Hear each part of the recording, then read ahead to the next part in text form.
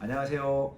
피부과 전문의 닥터 창입니다. 오늘은 여드름 흉터에 대해서 얘기를 좀 해볼까 하는데요. 오늘도 진료를 보면서 여드름 흉터 환자를 봤는데요. 이런 분들이 많아요. 여드름 흉터 치료 효과 없는 거 아닌가요? 효과가 있긴 한 건가요? 이렇게 물어보는 분들이 많아요.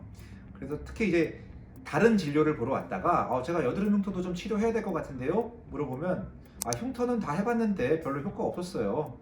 그냥 이거는 그냥 포기하고 그냥 살 겁니다. 이렇게 얘기하는 분들이 많아요. 그래서 제가 여드름 흉터 치료 효과 있는데 없다고 생각하는 분들이 많아서 한번 여드름 흉터에 대해서 영상을 좀 준비를 해봤습니다. 왜 효과 없고 효과 있으려면 어떻게 하는지는 뒤에서 말씀을 드리도록 하고요. 여드름 흉터의 원인부터 한번 살펴보겠습니다. 여드름 흉터의 원인은 여드름이 났을 때, 특히 염증성 여드름이 생겼을 때 그 여드름, 모공 안에는 염증성 물질들이 가득 차게 됩니다. 그리고 여드름이 가라앉게 되면은 그 염증성 물질들이 찼던 공간이 다 채워지지 않고 일부만 채워지고 약간 꺼진 상태로 남게 됩니다. 이것이 여드름 흉터의 원인이 됩니다. 여드름 흉터의 종류에 대해서 말씀드리겠습니다. 여드름 흉터의 모양은 다양한데요. 물론 그냥 딱 봤을 때는 얼굴 울퉁불퉁하게 보이죠. 하지만 그 여드름 흉터들을 가만히 분류해 보면 그 모양들이 조금씩 다릅니다. 우선 첫 번째, 박스카라고 하는데 박스 형태의 흉터입니다. 박스는 네모나죠? 네모 박스처럼 각지게 파여 있는 겁니다. 박스 모양으로 파여 있는 흉터라고 해서 우리가 박스형 흉터라고 합니다. 두 번째는 롤링 스카, 즉 둥근 흉터인데요. 둥근 흉터는 말 그대로 둥그렇게 파여 있습니다. 파인 건 똑같은데 각지게 네모나게 파였느냐 아니면 둥글게 파였느냐에 따라서 치료 방법도 조금 달라지게 됩니다. 마지막으로 모공성 흉터입니다. 우리가 흔히 모공은 점 찍듯이 구멍이 나 있죠. 그것보다는 좀 크지만 비슷한 모양으로 모공보다는 큰 흉터입니다. 뾰족하게 파여 있는 흉터를 모공성 흉터라고 말합니다.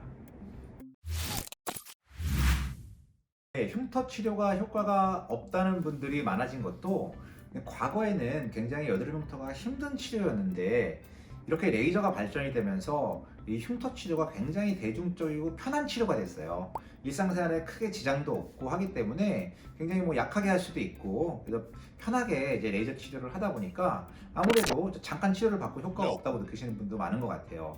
일단 여드름 흉터 치료하는 레이저의 강도가 너무 약했거나 레이저 치료 횟수가 너무 적었거나 그리고 가장 중요한 거 여드름 흉터는 한 가지 방법만으로 해결하기가 조금 어렵습니다. 물론 강하게 하고 충분한 횟수를 한다면 효과를 볼 수 있겠지만은 그것만 가지고 효과를 보기보다는 흉터의 모양에 따라서 복합 치료를 해주는 것이 여드름 흉터에 더욱 효과를 보는 방법이 되겠습니다. 따라서 레이저 치료를 충분한 강도와 충분한 횟수로 받지 않았거나 흉터에 따른 복합 치료를 하지 않았기 때문에 많은 분들께서 여드름 흉터 효과가 없다라고 말씀하시는 것 같아요. 그러면 여드름 흉터 치료 방법들이 어떤 게 있을까요?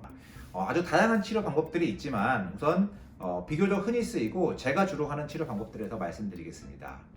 첫 번째는 피하 절개, 서브시전입니다. 서브시전이란 뭐냐면 우리가 패인 흉터에 바늘을 넣어서 그 흉터 아래 조직을 잘라줘서 그 부위가 공간이 생기고 그 공간이 메꿔지면서 패인 흉터가 차 올라가는 그런 치료 방법을 피하 절개라고 합니다. 두 번째, 도트필입니다. 도트필이란 아까 말씀드린 뾰족한 흉터, 즉 모공성 흉터에 주로 생기는데요. 좀 비교적 강한 박피제를 주사바늘 이용해서 그 흉터 부분에 찔러 넣어주면은 그 박피제를 통해서 피부가 다시 재생되면서 흉터가 좁아지고 채워지는 그러한 치료 방법입니다. 세 번째는 가장 많이 하는 치료죠. 레이저입니다.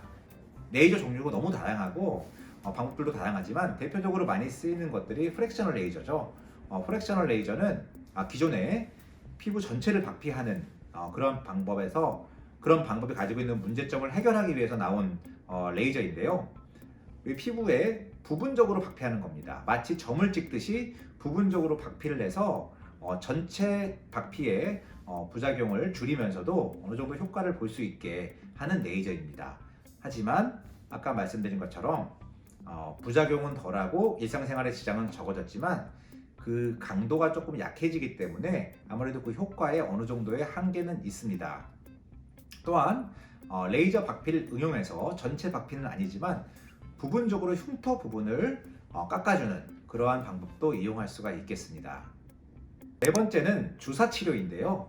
우리가 흔히 필러를 이용할 수도 있겠고, 최근에는 피부를 재생시키는 그런 재생 약물을 주사해서 자기 살이 차오르는, 즉 콜라겐 재생을 이뤄서 흉터가 차오르게 하는 방법도 사용할 수가 있습니다. 이렇게 주로 사용하는 치료법에 대해서 알아봤는데요. 아까 말씀드린 것처럼 흉터의 모양은 다양하기 때문에 그 흉터에 맞게끔 치료 방법을 결정해서 복합 치료를 한다면 좀 더 좋은 효과를 기대할 수 있겠습니다. 오늘은 여드름 흉터의 원인과 그 치료 방법들에 대해서 알아봤는데요. 좀 설명이 됐나요? 각각의 치료에 대해서 조금 더 다음 기회에 자세하게 설명드리기로 하고요. 오늘은 여기까지 하겠습니다. 감사합니다.